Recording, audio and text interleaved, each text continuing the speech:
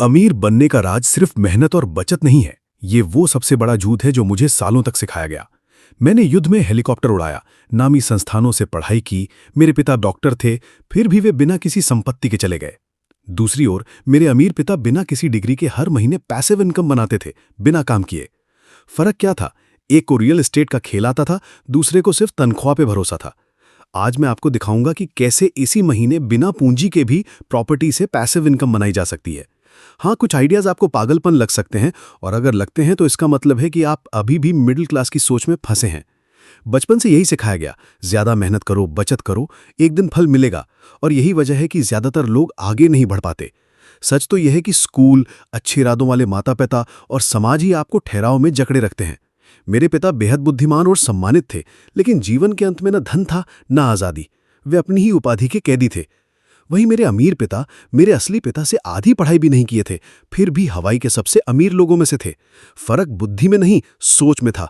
जहां मेरे गरीब पिता कहते थे ये मैं नहीं खरीद सकता, वहीं अमीर पिता पूछते थे मैं इसे कैसे खरीद सकता हूं। एक सोच दिमाग को बंद कर देती है, दूसरी रचनात्मकता को जगाती है।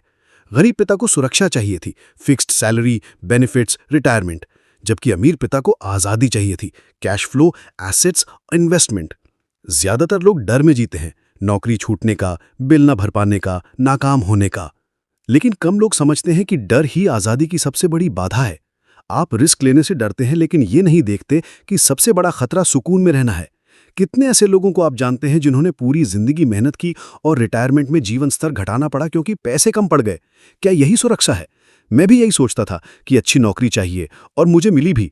वियतनाम युद्ध में हेलीकॉप्टर पायलट था, फिर जेरोक्स में नौकरी की, अच्छी तनख्वाह थी, लेकिन अंदर से आवाज आती थी, ये आज़ादी नहीं है। मुझे चुनना था, गरीब पिता की सलाह मानूं, मास्टर्स, डॉक्टरेट और स्थिरता, या अमीर पिता की सुनूं जो कहते थे पैसे के लिए मत काम करो, पैसे को अपने लिए काम करने दो। यह आसान नहीं था। मैं जवान था, कर्ज में डूबा था और मेरे पास कोई संपत्ति नहीं थी, लेकिन मैंने एक फैसला लिया। पोस्ट ग्रेजुएशन की जगह रियल एस्टेट का 3 दिन का कोर्स किया। 3 दिन। ज्यादातर लोग 3 साल यूनिवर्सिटी में बिता देंगे और फिर भी पैसिव इनकम बनाना नहीं सीख पाएंगे। उस कोर्स ने मेरी जिंदगी बदल दी। कोर्स के बाद मेरी चुनौती थी बिना अपने पैसे के प्रॉपर्टी खरीदना। ज्यादातर लोग हार मान जाते, लेकिन मैंने जो सीखा उसे लागू किया। हवाई में समुद्र किनारे एक छोटा सा अपार्टमेंट मिला जो रिकवरी में था। कीमत $8,000, मालिक $2,000 डाउन पेमेंट चाहता था। मेरे पास पैसे नहीं थे, तो मैंने अपने क्रेडिट कार्ड से पेमेंट कर दिया। नतीजा, एक एसेट पूरी तरह कर्ज से खरीदी और वो हर महीने $5,000 कमाने लगी। ज्यादातर लोग सोच भी नहीं सकते, कहते हैं ये नामुमकिन है, खतरनाक है, रिस्की है। लेकिन वे ये नहीं समझते कि पूरी जिंदगी तनख्वाह पर निर्भर रहना, बिना पैसिव इनकम और बिना किसी संपत्ति के, यही असली रिस्क है। आपने खुद से कितनी बार कहा है मेरे पास इन्वेस्ट करने के पैसे नहीं हैं? यही सोच आपको गरीब बनाए रखती है। ये मैं नहीं कर सकता वाली मानसिकता है, और जब तक आप इसे बदलेंगे नहीं, आपकी जिंदगी नहीं बदलेगी। खुद से पूछिए मुझे पैसे के बारे में क्या सिखाया गया? जवाब होगा कुछ नहीं। स्कूल आपको पैसे के लिए काम करना सिखाता है, पैसे को आपके लिए काम करना नहीं। इसलिए डॉक्टर, वकील, इंजीनियर जिनकी तनख्वाह अच्छी होती है फिर भी तनाव और कर्ज में जीते हैं। परिवार के लिए वक्त नहीं होता क्योंकि वे वक्त के बदले पैसे लेते हैं, और वक्त सबसे कीमती चीज है। क्या आपने कभी सोचा है कि मैं ज्यादा कमाता हूं फिर भी आर्थिक रूप से बंधा क्यों हूं? जवाब साफ है, एक्टिव इनकम लगातार मेहनत पर निर्भर करती है, जबकि पैसिव इनकम नहीं। रियल एस्टेट ऐतिहासिक रूप से इस आज़ादी को पाने का सबसे जबरदस्त तरीका रहा है। मैं ये नहीं कह रहा कि हर किसी को कोई भी घर या अपार्टमेंट खरीद लेना चाहिए। अपने पहले बिजनेस से पहले मैंने 100 से ज्यादा प्रॉपर्टीज का विश्लेषण किया और हर एक पर 1 पेज की रिपोर्ट लिखी। मेरे टीचर कहते थे असली शिक्षा क्लास के बाद शुरू होती है, और ये सही है, करके सीखा जाता है। आप अभी बिना कुछ खरीदे भी शुरू कर सकते हैं। सिर्फ प्रॉपर्टीज का विश्लेषण करें, किराए को समझें, लोकल मार्केट का अध्ययन करें। आपकी सोच बदलने लगेगी और आपको वहां मौके दिखने लगेंगे जहां पहले सीमाएं नजर आती थीं। अगर फिर भी शक है तो सोचे, मेरे अमीर पिता ने 10 साल में छोटे छोटे घरों से शुरुआत कर हवाई के वाइकीकी बीच पर करोड़ों का होटल बना लिया, ठीक मोनोपोली गेम की तरह, छोटे हरे घरों से लाल होटल तक। 19 साल की उम्र में जब मैंने वो होटल देखा, तब समझ आया आज़ादी डिग्री या सैलरी में नहीं, बल्कि एसेट्स, कैश फ्लो और ज्ञान के इस्तेमाल में है। अगर आप सोचते हैं कि शुरू करने के लिए बहुत कुछ चाहिए, तो आपको अपनी सोच बदलने की जरूरत है। आर्थिक आज़ादी की चाबी ज्यादा काम करने में नहीं, सही काम करने में है। और ये तब शुरू होती है जब आप ये झूठ मानना छोड़ देते हैं कि सिर्फ अमीर ही इन्वेस्ट कर सकते हैं। आज आपके पास वो जानकारी है जिसे पाने में मुझे सालों लगे थे। आपके और पैसिव इनकम के बीच शायद सिर्फ एक फैसला है, सोच में बदलाव। ज्यादातर लोग अमीर नहीं बन पाते क्योंकि वे लायबिलिटी को एसेट समझते हैं।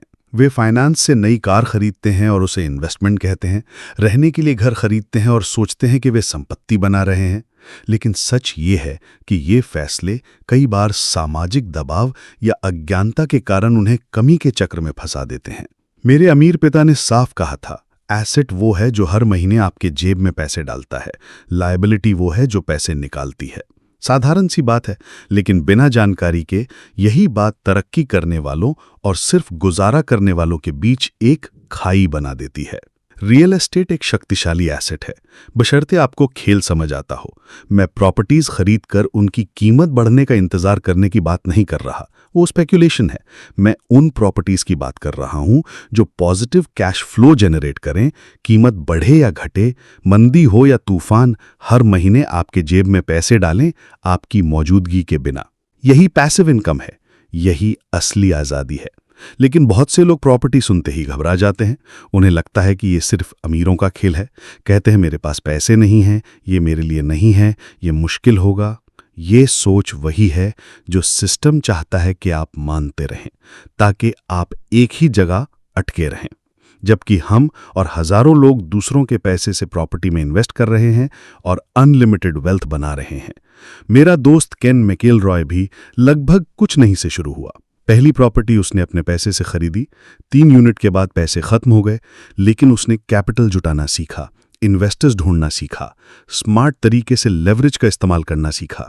आज वो अमेरिका में अरबों डॉलर की प्रॉपर्टीज मैनेज करता है, और ये किस्मत से नहीं बल्कि नियमों को समझकर हुआ। ये खेल दुनिया में कहीं भी खेला जा सकता है। अमेरिका, स्पेन, ब्राजील, फिलीपींस, सिद्धांत वही है। मार्केट वैल्यू से कम कीमत में प्रॉपर्टी ढूंढना, उससे पॉजिटिव कैश फ्लो सुनिश्चित करना और दूसरों के पैसे का इस्तेमाल करना, चाहे बैंक लोन हो, पार्टनर या कोई फंड हो, और प्रॉपर्टी को अपने लिए काम करने देना। जब आप सो रहे हों, घूम रहे हों, पढ़ रहे हों या परिवार के साथ वक्त बिता रहे हों, वो इनकम जनरेट कर रही होगी। लोगों को लगता है कि पहली प्रॉपर्टी खरीदने के लिए बहुत पैसे जमा करने पड़ते हैं, लेकिन असल में जो जमा करने की ज़रूरत है वो है ज्ञान। जब मैंने हवाई में अपना पहला समुद्र किनारे का अपार्टमेंट खरीदा था, मैंने डाउन पेमेंट के लिए क्रेडिट कार्ड इस्तेमाल किया था। हाँ, क्रेडिट कार्ड। और वो $18,000 में खरीदा हुआ अपार्टमेंट मुझे $25,000 महीना कमा कर देता था। क्यों? क्योंकि वो किराए पर था, क्योंकि डिमांड थी, क्योंकि मैंने समझदारी से खरीदा था, क्योंकि मैंने पैसे इकट्ठे होने का इंतजार नहीं किया। मैं मौके के पीछे गया। और बहुत से लोग ये भूल जाते हैं कि प्रॉपर्टी सिर्फ कैश फ्लो जनरेट नहीं करती, वो टैक्स बेनिफिट्स भी देती हैं। सरकार अक्सर अच्छी क्वालिटी की हाउसिंग देने वालों को प्रोत्साहित करती है। कई देशों में आप इनकम टैक्स में कुछ हिस्सा कम कर सकते हैं, खर्चे को कम कर सकते हैं, बिना टैक्स दिए रीइन्वेस्ट कर सकते हैं। ये सब लीगली, और ये सब इसीलिए क्योंकि आपने कंज्यूमर की सोच छोड़कर इन्वेस्टर की सोच अपना ली। आप जानते हैं कि इतनी सारी सेलिब्रिटीज, एथलीट्स और लॉटरी जीतने वाले कुछ ही सालों में कैसे बर्बाद हो जाते हैं? क्योंकि वे सब कुछ लायबिलिटीज में खर्च कर देते हैं। महल खरीदते हैं, कारें, पार्टीज, ट्रिप, लेकिन एसेट्स नहीं खरीदते, पैसिव इनकम नहीं बनाते। करोड़ों कमाते हैं और अगले गेम कॉन्ट्रैक्ट प्रेजेंटेशन पर निर्भर रहते हैं। ये अमीरी नहीं है, ये सुनहरी गुलामी है।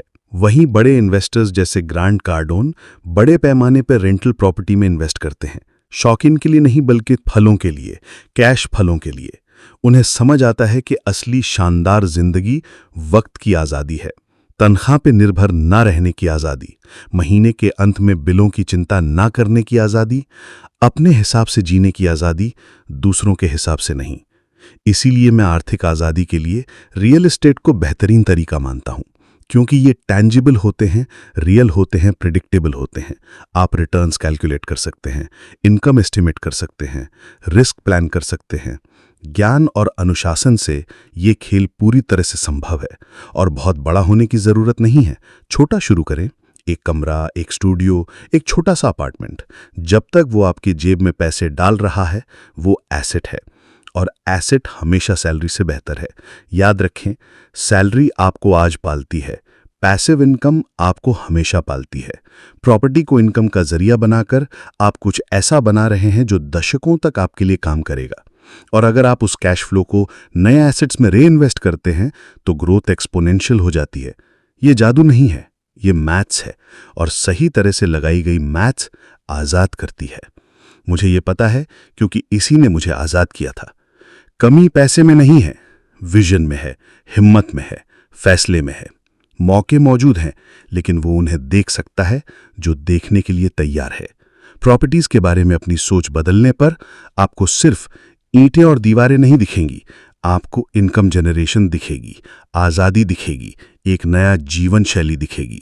और ये जीवन शैली अभी आपके पहुंच में है, सिर्फ पहला कदम उठाने की जरूरत है। ज्यादातर लोग कर्ज से डरते हैं, और मैं समझता हूं। हम ये सुनते हुए बड़े हुए हैं कि कर्ज बुरा है, खतरनाक है, आपकी जिंदगी तबाह कर सकता है। और सच में ऐसे कर्ज होते हैं जो तबाह कर देते हैं, लेकिन कोई ये नहीं बताता और आपको स्कूल में ये नहीं सिखाया जाता कि ऐसे कर्ज भी होते हैं जो अमीर बनाते हैं। और इसी तरह के कर्ज का इस्तेमाल अमीर लोग साम्राज्य बनाने के लिए करते हैं। जब मुझे ये समझ आया, मेरी आर्थिक जिंदगी में उछाल आया, और यही मैं चाहता हूं कि आप समझें। फर्क इस बात में है कि आप कर्ज का कैसे इस्तेमाल करते हैं। मिडिल क्लास कर्ज लेकर ऐसी चीजें खरीदती है जिनकी कीमत घटती है। कारें, कपड़े, मोबाइल, ट्रिप, ये सब बुरा कर्ज है। ऐसी चीजों के लिए ब्याज चुकाते हैं जो रिटर्न नहीं देती। लेकिन अमीर लोग कर्ज लेकर असेट्स खरीदते हैं। वो उधार के पैसे से ऐसी प्रॉपर्टीज खरीदते हैं जो इनकम जनरेट करती हैं, और वो इनकम कर्ज की लागत से ज्यादा होती है। नतीजा उन्हें मुनाफा होता है बिना अपना पैसा लगाए। ये है असली आजादी का खेल। 1971 में जब अमेरिका गोल्ड स्टैंडर्ड से बाहर निकला, तब से डॉलर किसी असली चीज से जुड़ा नहीं रहा। उसके बाद से पैसा बस कर्ज बन गया।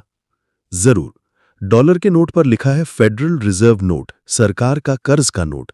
यानी जो पैसा आप बैंक में रखते हैं वो असल में भुगतान का वादा है, और जब तक आप रखते हैं वो समय के साथ अपना मूल्य खोता है।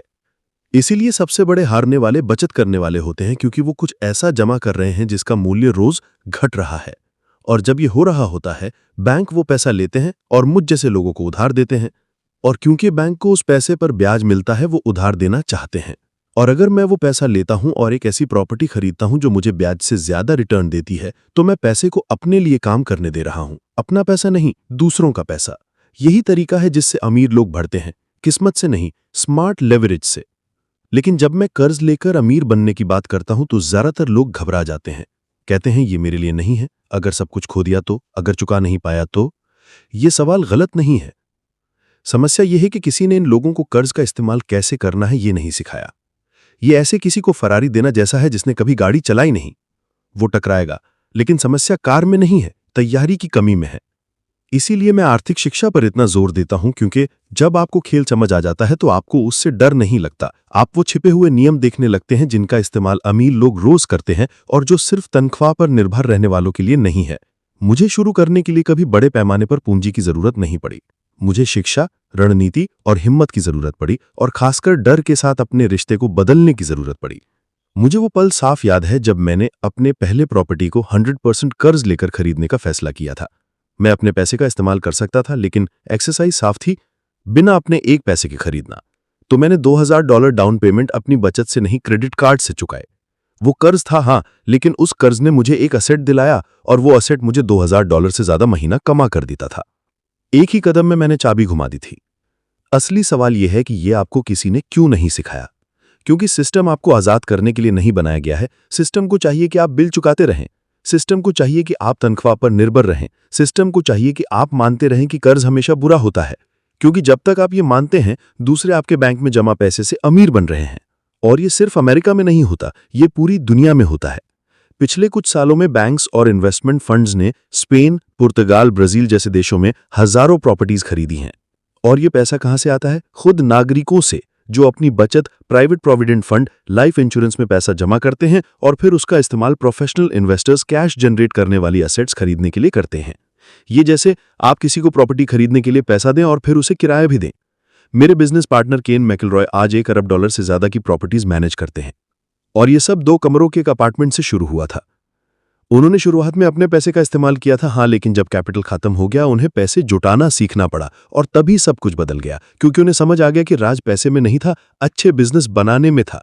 अच्छे बिजनेस कैपिटल को आकर्षित करते हैं हमेशा। और यही मैं चाहता हूं कि आप समझें, पैसा आपके बैंक में जमा पैसे में नहीं है, पैसा आपकी उन मौकों को पहचानने और कर्ज को मुनाफे में बदलने की क्षमता में है। इसके लिए पढ़ाई, अभ्यास और सबसे जरूरी सोच में बदलाव की जरूरत है, लेकिन ये पूरी तरह से संभव है। मैं इसका सबूत हूं, केन इसका सबूत है, कि मेरी पत्नी इसका सबूत है। हमने दौलत विरासत में नहीं पाई, हमने असेट्स बनाए, और एक बार जब आप ये करना सीख जाते हैं तो आप इसे जितनी बार चाहें दोहरा सकते हैं। ये साइकिल चलाना सीखने जैसा है। शुरू में ये असंतुलित लगता है, डर लगता है, लेकिन जब आपका हाथ पकड़ जाता है तो डर आत्मविश्वास बन जाता है और आत्मविश्वास आजादी बन जाता है। आपको जो सवाल खुद से पूछने की जरूरत है वो ये नहीं है कि मेरे पास कितना पैसा है, बल्कि यह है कि मैं पैसे से क्या कर सकता हूं भले ही वो मेरे ना हो।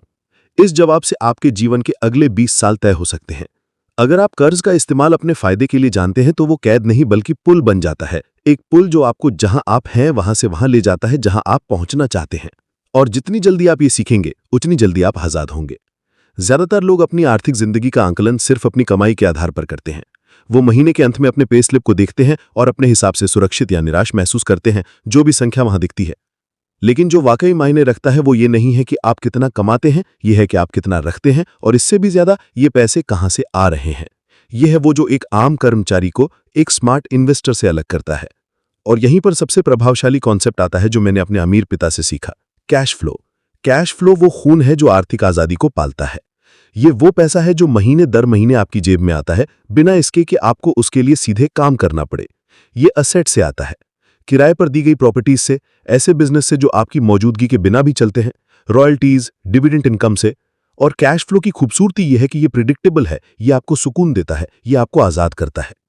लेकिन यहां वो बात है जो लगभग कोई नहीं समझता। लगातार कैश फ्लो जनरेट करने के लिए आपको वो समझना होगा जो असल अमीर लोग समझते हैं। आपको अपने फाइनेंशियल रिपोर्ट्स पर मास्टरी हासिल करनी होगी। ये मुश्किल नहीं है, लेकिन जरूरी है। जहां आम कर्मचारी सिर्फ सैलरी और बिलों की चिंता करता है, इन्वेस्टर 3 डॉक्यूमेंट्स को देखता है जो खजाने के नक्शे की तरह होते हैं: profit and loss statement, balance sheet और कैश फ्लो स्टेटमेंट। ये 3 रिपोर्ट्स आपकी आर्थिक जिंदगी की सच्चाई दिखाती हैं।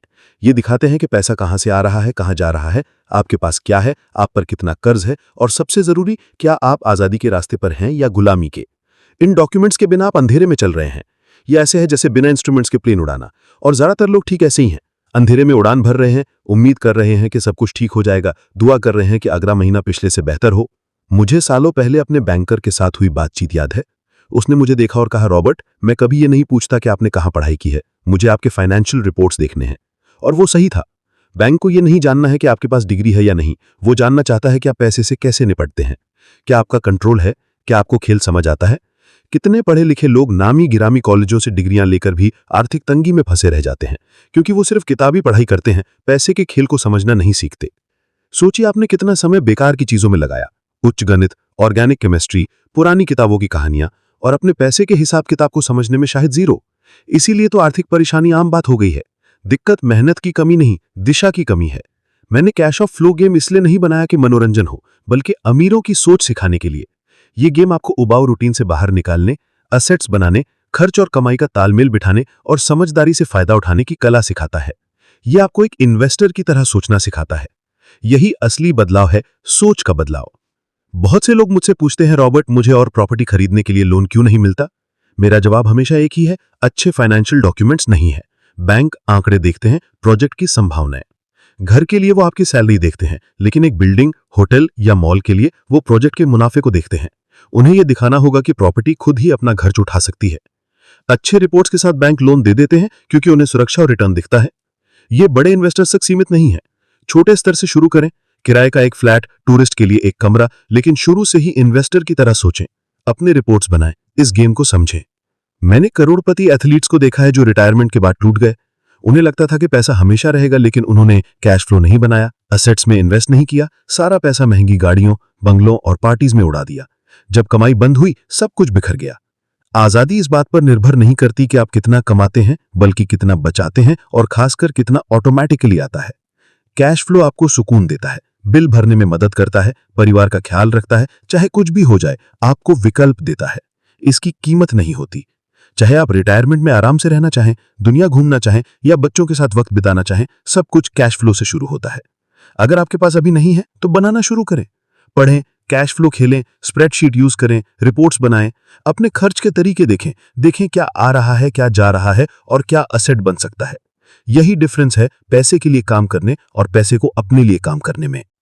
जब आपका पहला एसेट पैसा कमाना शुरू करेगा, कुछ बदल जाएगा। सिर्फ बैंक बैलेंस ही नहीं, आपकी सोच भी। आप अमीरों की तरह सोचने लगेंगे। जहां पहले समस्याएं दिखती थीं, वहां मौके दिखने लगेंगे। आपको समझ आएगा कि पैसा जिंदगी का मकसद नहीं बल्कि एक माध्यम है। तो ज्यादा कमाने पर फोकस करना छोड़ दें, अपना कैश फ्लो बनाना शुरू करें। यह आपको आजादी देगा, चुनने की, फैसला करने की, जीने की। यह आजादी आपके ख्याल से ज्यादा करीब है। यह तब आती है जब आप अलग तरह से सोचने और काम करना शुरू करते हैं। कोई आपके लिए यह नहीं करेगा, लेकिन आप खुद कर सकते हैं, और एक बार करने के बाद आप कभी पीछे नहीं मुड़ेंगे। अपने खर्चों को कमाई का साधन बना दें। यही उस गेम को बदलने की चाबी है जो लोगों को रोक कर रखता है और असली दौलत बनाने वालों को आगे बढ़ाता है। पूरा वीडियो देखने के लिए धन्यवाद। अगले वीडियो में मिलते हैं।